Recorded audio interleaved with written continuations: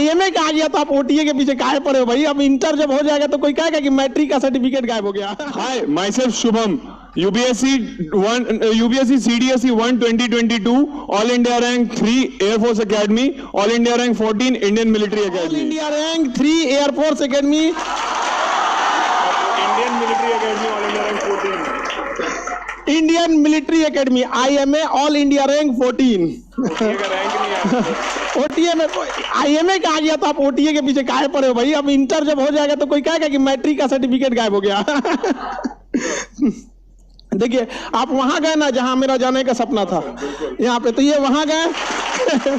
Indian military academy rank 14, IMA rank 14, air force 3। तो अभी आप एयरफोर्स ज्वाइन कर लिए? हाँ सर, एयरफोर्स ही ज्वाइन करेंगे क्योंकि फर्स्ट प्रेफरेंस वो था। अच्छा। और फ्लाइंग फिट हो गए। फ्लाइंग फिट हो गए भाई, एयर फ्लाइंग ऑफिसर, वाह, अभिनंदन।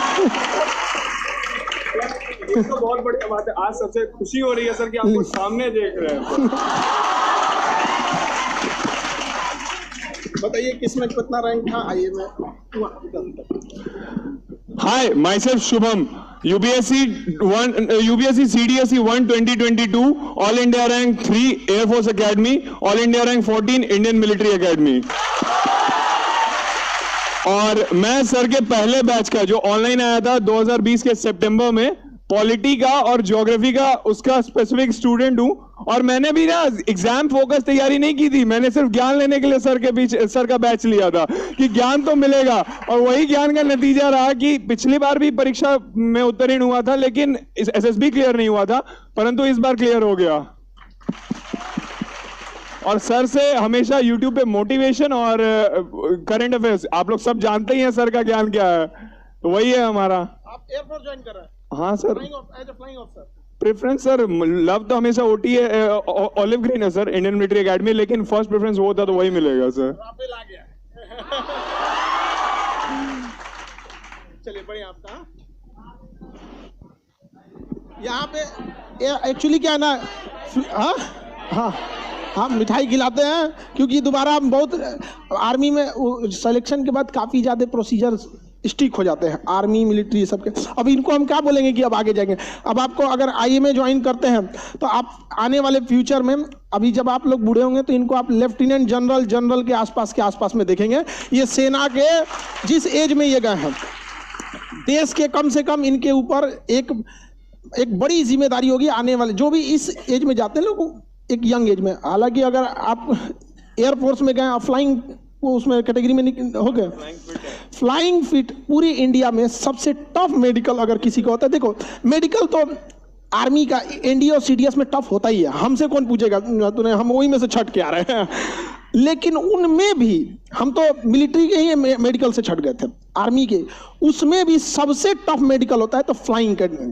फ्लाइंग मेडिकल से टफ कोई मेडिकल होता ही नहीं, क्योंकि एक पायलट के ऊपर जिम्मेदारी होती है और हजारों करोड़ का जहाज उसके हाथ में होता है।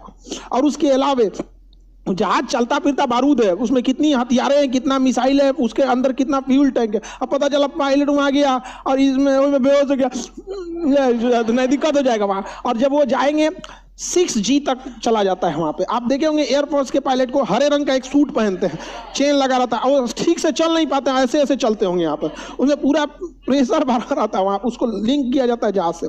जब जहाज इतनी साउंड बैरियर को तोड़ता है ना, तो ग्रेविटेशन फोर्स जो होता है ना, बहुत रैंडम चेंज होता है। कभी नॉर्मल जी से वैल्यू चली जाती है 6G 5G, ब्लड सर्कुलेशन रुक सकता है यहाँ पे, एकदम आँख ना काम करना बंद हो जाएगा। तो वो सूट होता है, अलग से प्रेशर वहाँ कर, छोटे से जहाज के अंदर जब जिम्मेदारी दी जाती है तो हमें भी बहुत खुशी होती है कि जो लोग आज यहाँ है, कल को दिन अखंड भारत में ये लोग और ढेर सारा आशीर्वाद आपको, और आपसे बहुत उम्मीद है। राफेल भी आ गया है और बहुत जल्दी आप उसमें बैठेंगे।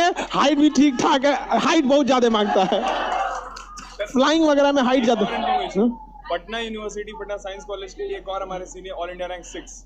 अच्छा, यही के ऑल इंडिया 6 वहाँ पे, उनको भेजिएगा, ठीक है? चलिए बढ़िया, ठीक, हम मिठाई खिला देते हैं।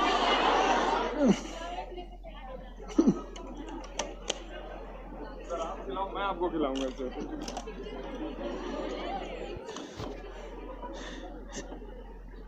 एक महीना आधा आधा कर देते हैं, हाँ हाँ, वरना हम इतना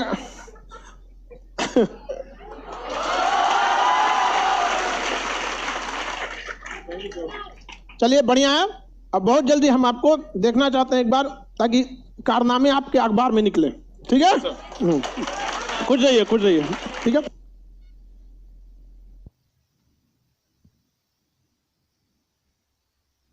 अखंड भारत वाला ग्रुप,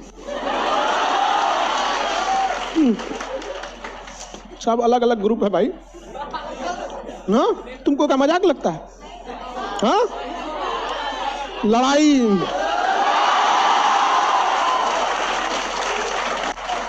अखंड भारत, समझा क्या? छोटा मोटा नहीं है। अब अपने लड़कों के हाथ में जिस दिन राफेल आ जाएगा ना, उस दिन ऊपर काल।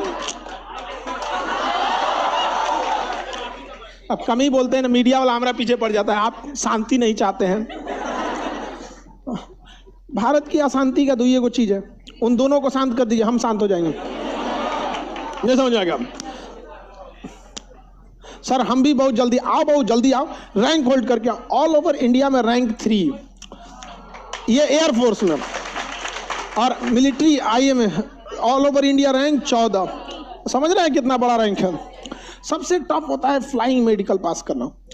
हम लोग तो उसी मिलिट्री, क्योंकि देखिए मिलिट्री को जमीन पे रहना है, थोड़ा बहुत भी एडजस्ट हो सकता है उसको हवा में, और एबनॉर्मल स्पीड ओजोन लेयर के ऊपर, ये तो नीचे तो ऊपर ऊपर भागना होता है। आप कौन सा डिपार्टमेंट देगा ये डिपेंड करता है आप आने के बाद, कि मल्टी रोल जहाज देता है, इंटरसेप्टर देगा। अगर इंटरसेप्टर देगा, इंटरसेप्टर जहाज क्या होता है ना, दुश्मन का जहाज आया सबसे पहले ही जाके मारेगा उसको, धड़ धड़ धड़ धड़। इंटरसेप्टर मल्टी रोल, दूसरे को मार भी सकते हैं और नीचे बम भी गिरा सकते हैं। समझ में आ गया कि नहीं? आगे तो पानी उनी ले, हल्ला नहीं कर पाओ। हाँ,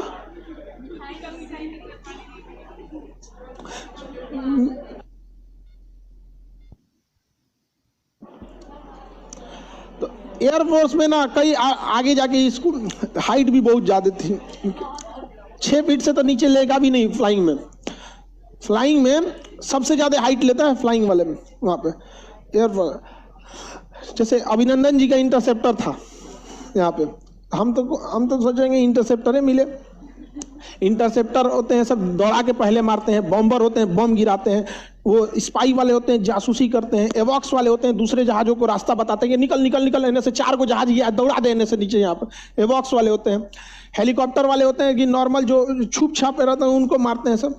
ट्रांसपोर्ट वाले बड़े बड़े उठा के गए। तो फ्लाइंग में जब मेडिकल पास हो जाते हैं लोग, तब उसके बाद उनको डिसाइड किया जाता है कहाँ भेजा जाएगा।